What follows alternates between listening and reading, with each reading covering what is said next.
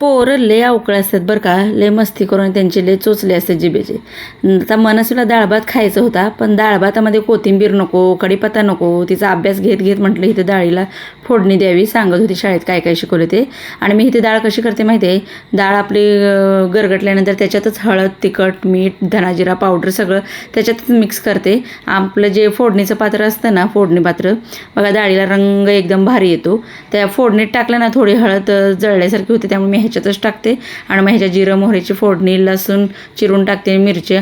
अशा पद्धतीने मी डाळ एक नंबर लागते बरं का, कढीपत्ता वगैरे टाकून छान लागते ना. असं मस्तपैकी मिक्स करून घ्यायचं आणि मग गॅसवर थोडं गरम करायचं नॉर्मल आपलं. झाल्यानंतर वरून कोथिंबीर टाकायची. मनसूला हे असं दिलं की नाही, सगळं काढते, कढीपत्ता कोथिंबीर सगळं काढते. म्हणून मी मुद्दाम डाळ भात मीच चारते, तिला नको म्हणते पण मीच चारते. पापड खायला आधी पाहिजे, डाळ भात नको मात्र. अशी आगाऊ मुलं असतात बरं का. तुमच्या घरी पण अशीच आहेत का मुलं, नक्की सांगा. चला सबस्क्राईब करा पटापटा.